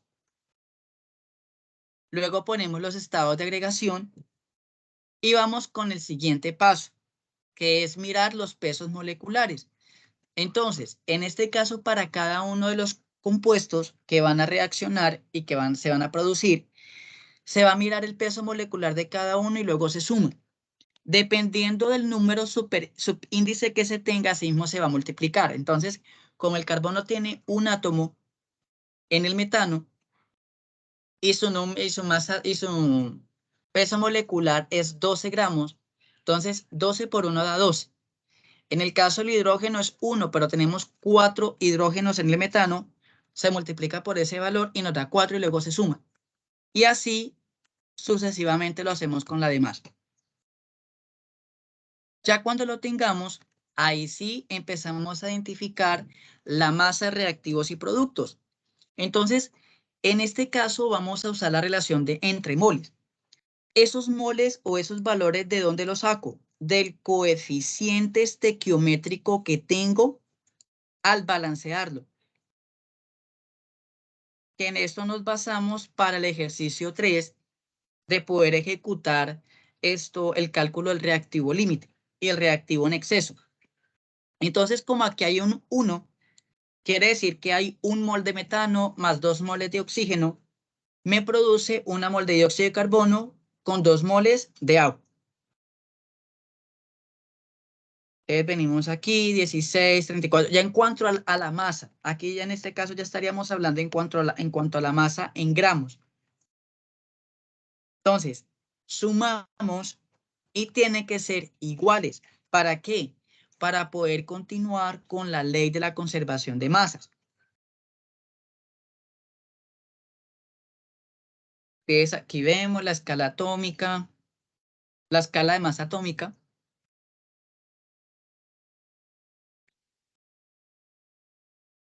La masa molar, que es la suma de las masas atómicas de los elementos de la fórmula.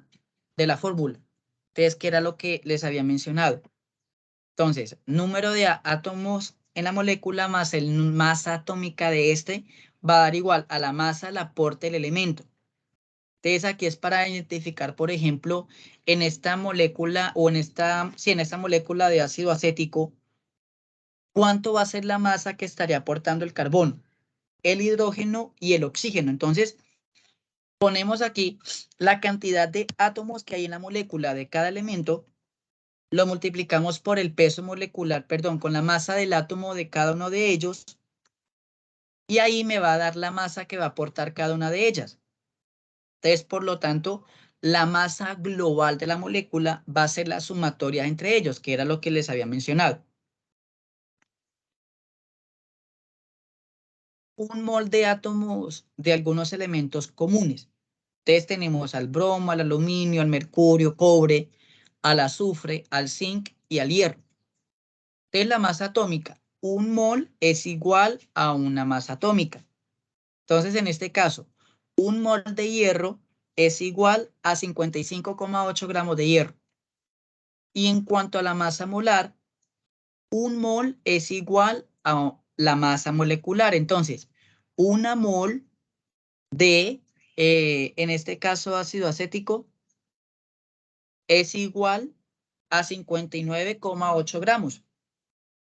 Es decir, que en este caso, si hablamos mol de hierro, estaríamos hablando de átomos. Pero si hablamos de compuestos, estaríamos hablando de masa molar. Si se dan cuenta, tiene la misma representación, solamente que varía el concepto. El concepto es que la masa atómica es un mol que va a ser igual a la masa atómica, y en la masa molar, pues una mol es igual a una masa molecular. Entonces, en la atómica hablamos de elementos y en molar hablamos ya de moléculas, de compuestos, ¿vale? Átomos y moléculas. Entonces, la molécula del agua, 2 átomos de hidrógeno, ¿vale? Un átomo de oxígeno. Reactivo límite. Es la sustancia que se consume primero en una reacción, la cual recibe el nombre reactivo límite. Entonces, una analogía sencilla que no tiene que ver con la química. 5 porciones de carne más 12 rebanadas de pan, ¿cierto? Vamos a formar 5 sándwiches. ¿Por qué 5? Porque en este caso, esto me va a limitar la producción de sándwich. Antes al revés, me va a sobrar alrededor de 7 panes, 7 tajadas de pan para poder formarme un sándwich, ¿cierto? Entonces, es algo así por el estilo. En este caso, el reactivo límite es quien me va a limitar la cantidad de productos que tengamos. Y este vendría siendo el reactivo en exceso, ¿vale? De reactivo en exceso, reactivo límite. Purezas de muestras. El porcentaje de pureza es el porcentaje de masa de una sustancia específica en una masa impura, en una muestra impura. Casi ninguna de las sustancias que se encuentran en los estantes de reactivos de laboratorio están al 100%, que eso fue uno de los ejercicios que hicimos en la tarea 3, que hablaba con respecto a los porcentajes de pureza. Entonces, aquí en este caso el porcentaje de pureza es gramos puros sobre gramos de la muestra por 100. Hablamos del rendimiento de una reacción. Entonces, esa es la eficiencia de una reacción. Entonces, por lo general, no obtenemos la cantidad teórica de producto en una mezcla de reacción. Entonces, el rendimiento porcentual se utiliza para indicar la cantidad que se obtiene del producto deseado a partir de una reacción química. Entonces, eso es más que todo para eficiencias de laboratorio. El rendimiento teórico de una reacción química es el rendimiento que se calcula suponiendo que la reacción es completa. Y el rendimiento real es de una reacción, la cantidad de producto puro que realmente se obtiene en una reacción en específico. Venimos ya en cuanto al equilibrio químico, la condición en la cual la concentración de todos los reactivos y productos deja de cambiar con el tiempo, ¿cierto? Entonces, hablamos de una reacción reversible donde los productos vuelven a ser nuevamente reactivos. Entonces, hablamos de las flechitas. Esta flechita en una ecuación química me está diciendo que es una reacción reversible. que los reactivos me forman productos y los productos me forman reactivos. Y la reversible es la que los productos no vuelven a formar reactivos. Entonces, hablamos en representación simbólica con una flecha, en una sola dirección, en un solo sentido. Entonces, en este caso tenemos esta reacción reversible, ¿cierto? Entonces, hacemos el balanceo, ¿cierto? De cada una de ellas, reactivos y productos, revisamos. Entonces, aquí hablamos de la constante de equilibrio. La constante de equilibrio es la relación entre la concentración de productos sobre la concentración de reactivos. En este caso, cada una de estas concentraciones de los productos que intervengan van a ser elevados por sus coeficientes estequiométricos. Es decir, en este caso, podríamos calcular dos cosas, el Kc y el Kp. El Kc es una constante de acuerdo a la concentración y el Kp es un equilibrio en función de la presión. Entonces, en este caso, como tenemos dentro de los productos al NO2, en este caso su coeficiente estequiométrico es el 2, por tanto, se va a elevar a la 2. Y el N2O4, como es, su coeficiente estequiométrico es 1, pues no es necesario elevarlo. En este caso, en el Kp, mire la diferencia que hay. Entonces, la constante de equilibrio o el Kc corresponde a concentraciones y el Kp es de acuerdo a la presión, ¿vale? Entonces, el Kp es igual al Kc por R por T a la diferencia de moles. Entonces, esa es una expresión que relaciona Kc y Kp. Sin embargo, pues esto, digámoslo así, no lo pudimos realizar o no lo ejecutamos dentro de las tareas. El cálculo de las constantes de equilibrios. Tabular las concentraciones iniciales y de equilibrio en todas las especies de la reacción, emplear la estequiometría, calcular las concentraciones y luego sí calcular el equilibrio Kc, que fue lo que hicimos ahorita último en la tarea 4. Magnitud de la constante de equilibrio. Entonces, reactivos y productos. Si la constante de equilibrio me da mayor a 1, hay más productos que reactivos en el equilibrio. Y se dice que el equilibrio está desplazado hacia la derecha, es decir, hacia los productos. Pero si la constante de equilibrio es menor a 1, pues es al revés, ¿cierto? Quiere decir que como hay más productos en el equilibrio, entonces ahí se va a desplazar el equilibrio hacia la izquierda.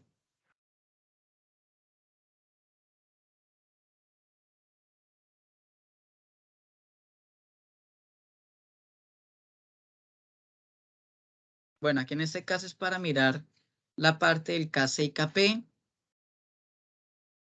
No me enfoco en esto porque no lo relacionamos con los ejercicios realizados.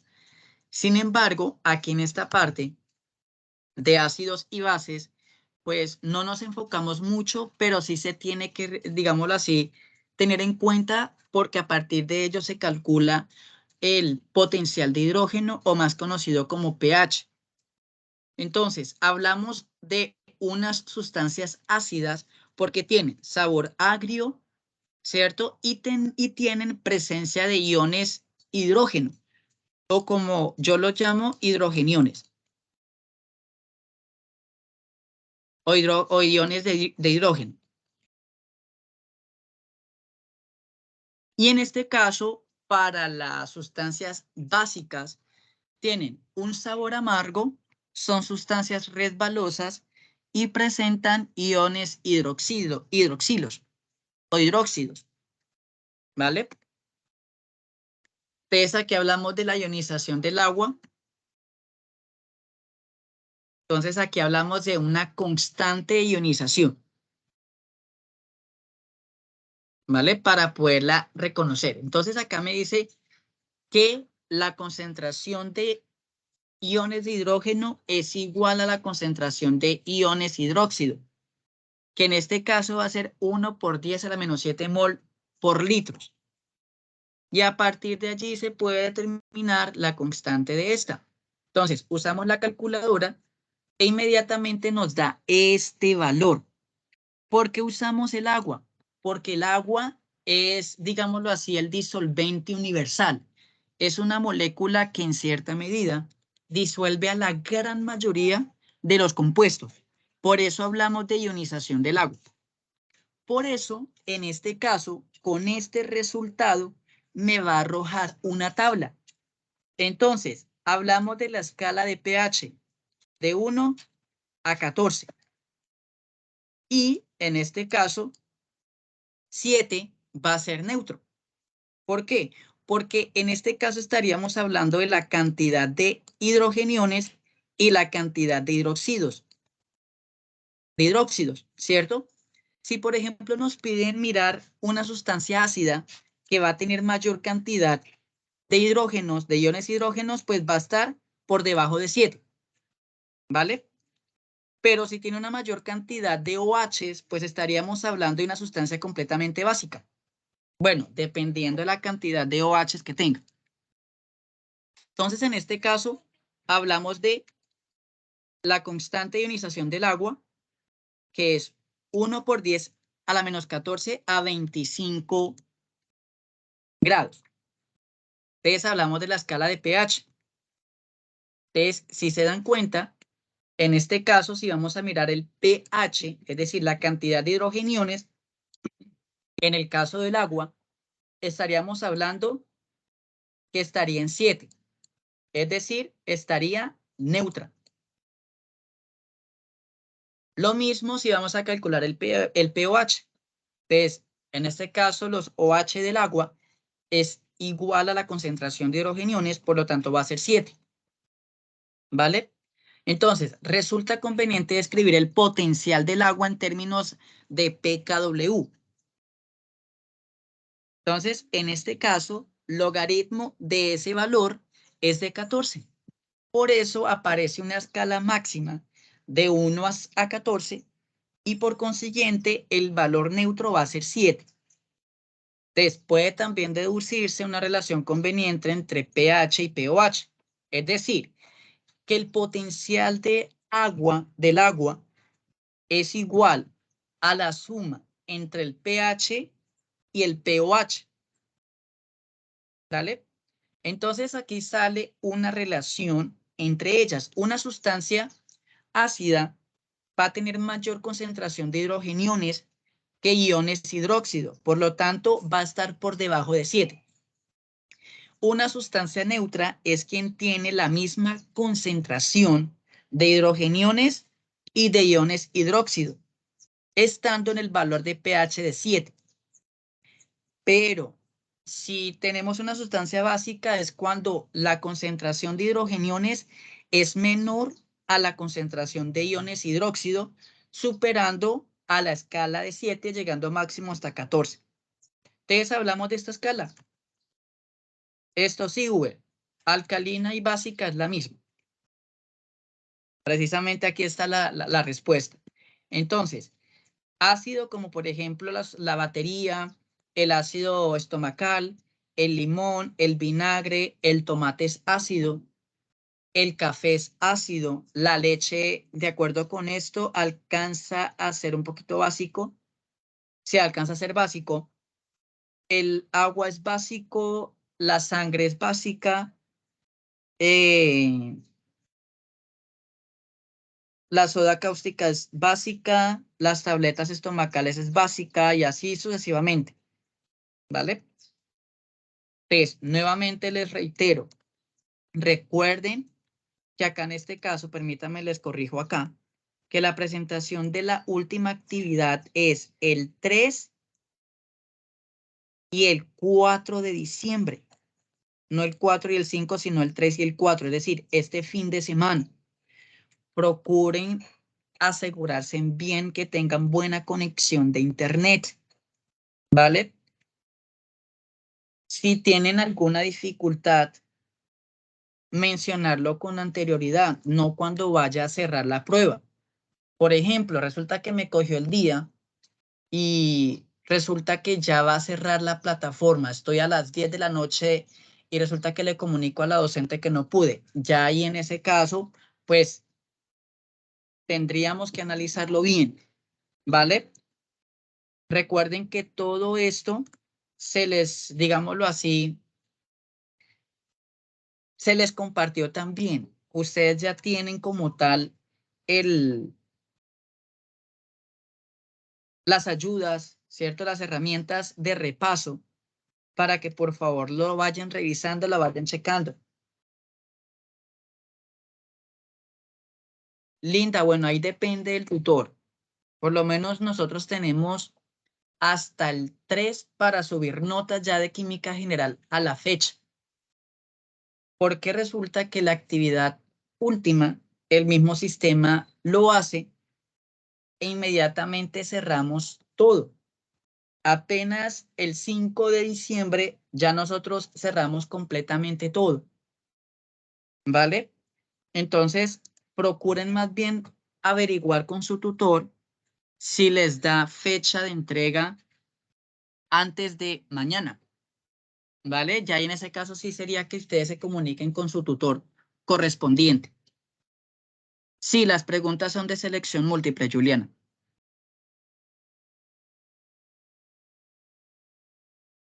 Entonces, yo creería que cierro aquí. No, más bien esperemos un momentico. Hagamos una ronda de preguntas para así luego dejar de grabar.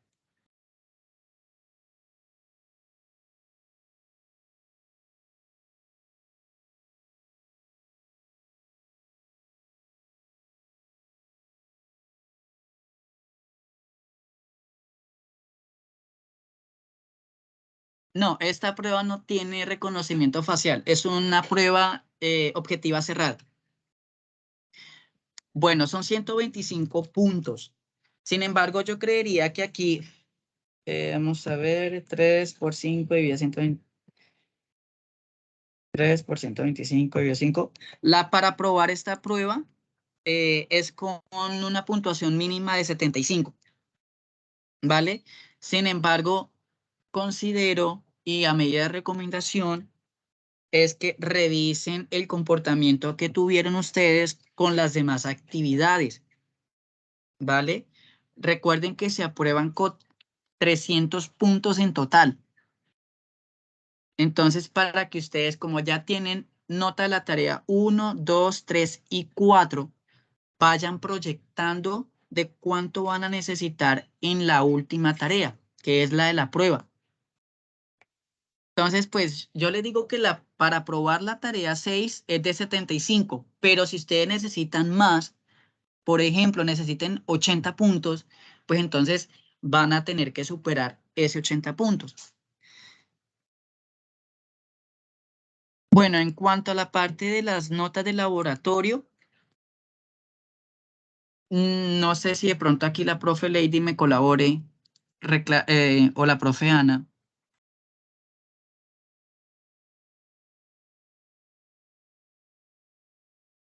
frente a los laboratorios, porque por lo menos el docente tiene plazo más tardar de subir notas del laboratorio en el OIL hasta el 2, hasta el 2. Entonces, yo creería que esa nota la tendríamos ya reflejada por ahí el 5 a más tardar. Sin embargo, pues aquí ya estoy haciendo cuentas tentativas. Es probable que sea mucho antes o sea mucho después.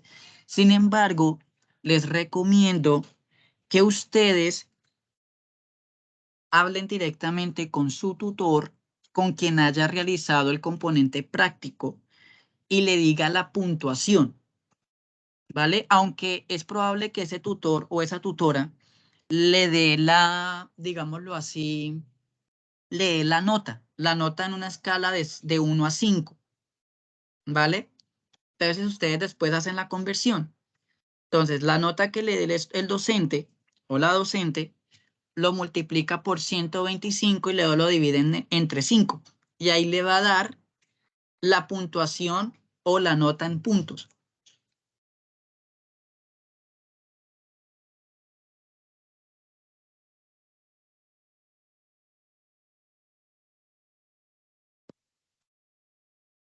Bueno, aquí la profe Ana dice que hay un grupo que termina en el 3 de diciembre. Entonces, pues a ese grupo sí tocaría esperar. Sí, Andrea, así es. Entonces, recuerden que tarea 1, que es la del cuestionario inicial, tarea 2, correspondiente a materia y reactividad, tarea 3, correspondiente a disoluciones y gases, tarea 4, correspondiente a reacciones químicas, tarea 5, que es del componente práctico. Todo eso le tiene que sumar 375 puntos. Y esos 375 puntos equivalen al 75% de la nota. Y el otro 25% es la prueba final, que son 125 puntos que están en juego.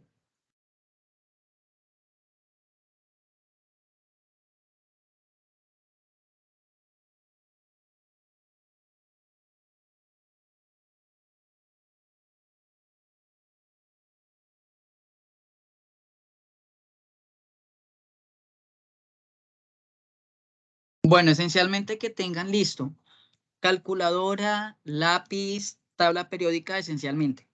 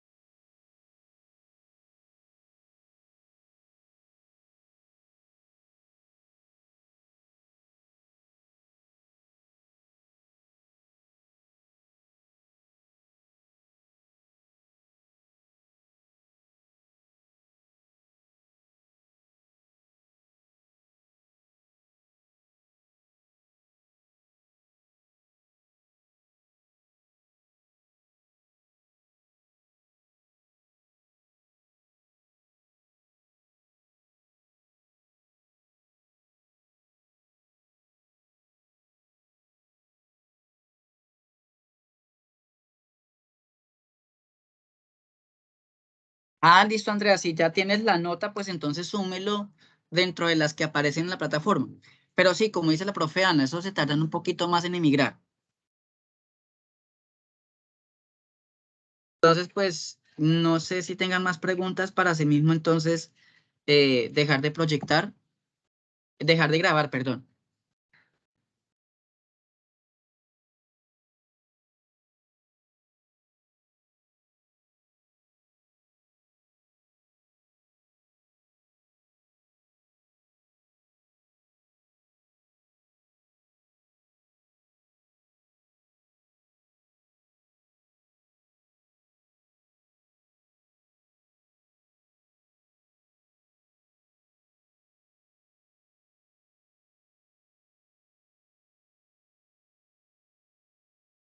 En cuanto a los simulacros, ustedes la pueden realizar cuantas veces deseen, ¿vale?